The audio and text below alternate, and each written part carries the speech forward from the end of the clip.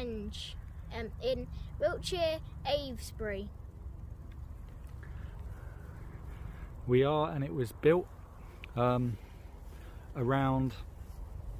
2600 BC, and it was used for various purposes. It's called Woodhenge because they believe they had wood instead of stone, and it has 6 rings.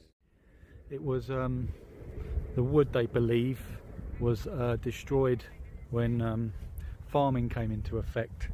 They only found out about it in 1916 when a military plane noticed some rises in the earth, so some archaeologists then got to work on excavating it. They found it was also a burial mound and also a place of worship, and it was also used for defensive purposes also.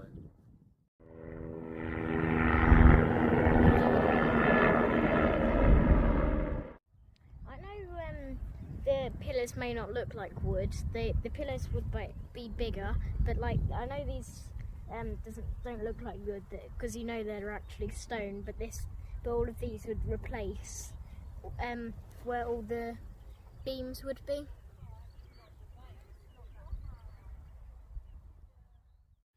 We're also only a few miles from Stonehenge, so you would have got a lot of the types of people that would build and worship in these things. I think this was used up until around 1600 BC, so it was used for a fair few hundred years.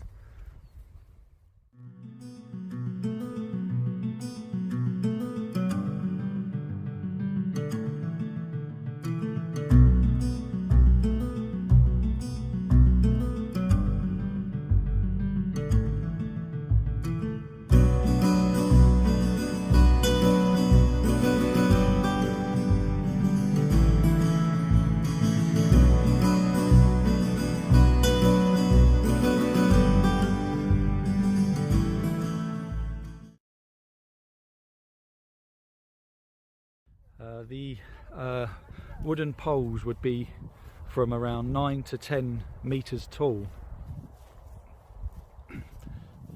Some would be fatter than others, some would be thinner.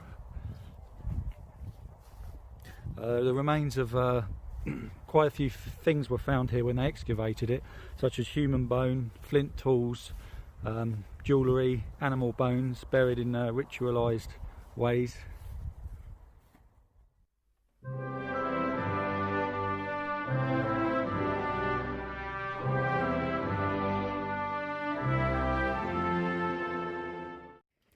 We're walking to Stonehenge now. Yeah, we're just gonna look through the gap. We're not actually gonna go like in it because like it'll be closed, and we're not that kind of person that's gonna just go into like the area or the grounds of it. So yeah, we're just walking to it at the moment. Yeah, we're trying to see if we can see Stonehenge for free on a public footpath.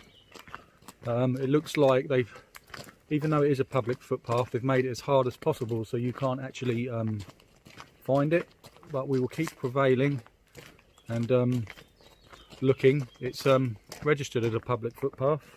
It's actually on a military complex, military town. So we'll see. Well, it wasn't hard to find. It's just at the end of this military road. You see that there? We'll show you more when we get closer. Here we are at Stonehenge Cursus, or Cursus, I'm not sure how you pronounce that. It was basically a Neolithic enclosure. You can see that it goes into the earth. You can see all the different kind of earth workings there. And we're also very close to that long barrow that you saw earlier. We are. Yeah, it was built about 5,500 years ago, and it would have taken the farmers about 40,000 hours of man hours to actually build, so it was a big undertaking. We'll just pan around to Stonehenge there. You can see it there. We're going to try and get as close as we can. Over there you can also see some round barrows, some Neolithic burial mounds. We're now getting quite close to Stonehenge. We are. It's only there. Probably looks further away on this camera than it does in reality. We're about, I'd say, 700 yards away. It's very interesting that all the signposts, the posts are still there, but the pointer parts of the signposts have been taken away to make it hard to navigate your way here or no. Unless you know how to get here, you probably wouldn't know. There's a few people here, but it's not very busy at all. Which to me, I know it's a controversial subject, but I believe National Trust and English Heritage Care, they put money before they do heritage. They don't like you seeing these things for free, that's for sure. But we found the way to get there for free. We did. We'll show you when we get much closer. This is as close as we're going to get to Stonehenge. You can see the stones there. And also, you can see the police or security making sure no one gets in. And they're probably grinding their teeth when people are looking at it. There's a big random sarsen stone over there.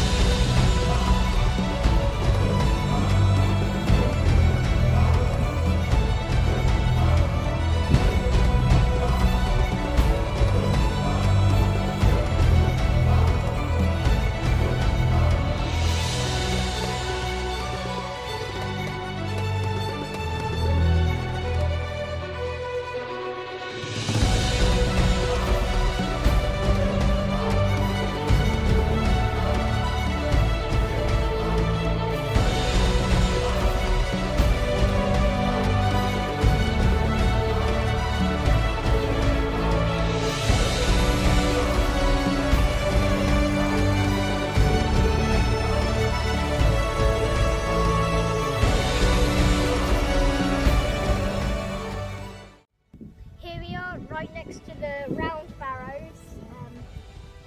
We're going to end the video here. I would like to thank you all so much for watching. Don't forget to hit the notification bell and don't forget to like and subscribe.